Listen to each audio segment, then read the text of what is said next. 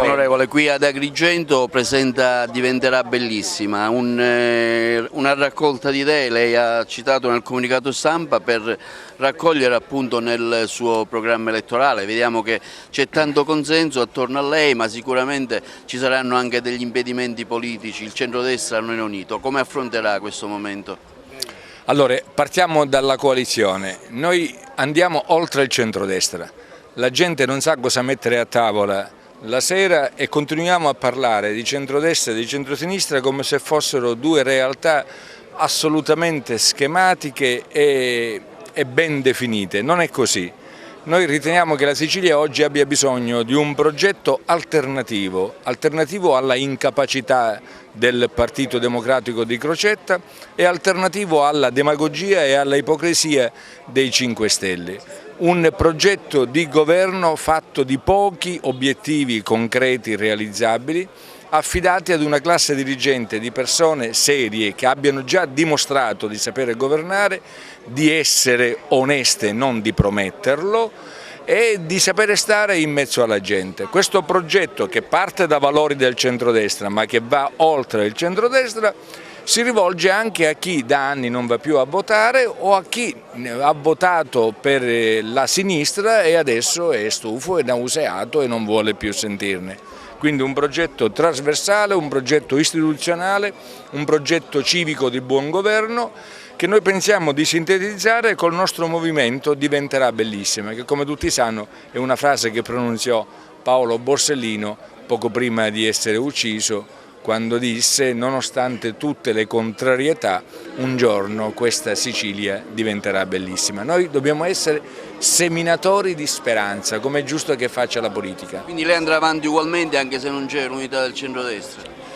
Non si rischia di fare lo stesso errore di 5 anni fa, quando il centrodestra si spaccò e aprì la via a Crocetta. Oggi si dà il 5 Stelle come primo partito in Sicilia. Ognuno si assume le responsabilità delle proprie scelte. Io avevo offerto la mia candidatura al tavolo delle primarie, 2 forze politiche che avevano sottoscritto e accettato le regole delle primarie, 3 ore prima hanno deciso di tirarsi indietro, 3 ore prima della scadenza, quindi qualcuno il tavolo lo ha fatto saltare del centrodestra.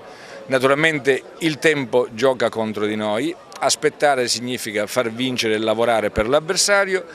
Può darsi che gli altri vincano e che noi perdiamo, ma vogliamo perdere dopo aver combattuto. Onorevole, lei è di grande esperienza, come sta valutando questo momento in cui c'è questa spaccatura in vista della prossima legge elettorale? Addirittura si parla di anticipare le elezioni prima delle regionali a settembre, stiamo vedendo questo scontro fra titani, insomma Alfano, Renzi. È chiaro il discorso, i grossi partiti, la soglia del 5%, i grossi partiti vogliono fare l'asso pigliatutto, mettendo fuori le forze politiche al di sotto del 5%, che in Italia significano 10-12 milioni di elettori, il che significa non dare rappresentanza ad una larga fetta di elettorato. Ma non mi meraviglio, se vi ricordate bene il Partito Democratico aveva deciso di affidare l'elezione dei vertici delle province non più al popolo ma agli apparati di partito. Ormai alla Camera non c'è più la preferenza, sono i partiti che decidono chi deve essere eletto, c'è un gravissimo deficit di democrazia, noi ci siamo appunto per questo, per fare i guastatori, per parlare alla gente, e se siamo tornati in piazza qui a Porta di Ponte, dove da tempo non si parla, è perché siamo convinti che la politica debba uscire dalle sale d'albergo, debba uscire dai saloni, debba uscire dal proprio chiuso, dalla propria autoreferenzialità. La politica deve tornare, se ne è capace, a parlare al cuore della gente, ed è quello che ci sforziamo di fare noi, che non abbiamo padrini, non abbiamo padroni, non abbiamo finanziatori, siamo un movimento che già ha raccolto migliaia e migliaia di persone, gente che viene da destra, gente che viene dal centro e gente che viene da sinistra. Parliamo delle emergenze della Sicilia, le emergenze sono tante, la disoccupazione giovanile, le imprese che vanno via, ecco, questi sono punti importanti. Io la inviterò, però gradirei una risposta. Davanti ai telespettatori. La invito, l'ho invitata sempre. Parliamo per ore intere, stasera dobbiamo dare spazio alle persone che ci stanno aspettando. Io sono convinto che dobbiamo smetterla con la politica assistenziale. dobbiamo dare ossigeno alle imprese, perché ieri si era convinti che la ricchezza fosse il denaro pubblico. Oggi che denaro pubblico non ce n'è più in giro, finalmente ci si è accorti che la ricchezza sta nella impresa. Se lavora le imprese si assume, se si assume i giovani possono mettere a profitto il proprio titolo di studi.